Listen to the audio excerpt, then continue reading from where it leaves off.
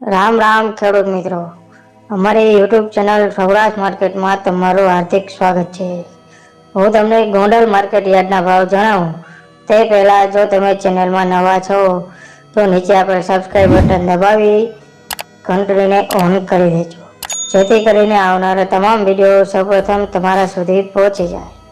તો ચાલો આ પ્રમાણે આજના ભાવ રહ્યા હતા।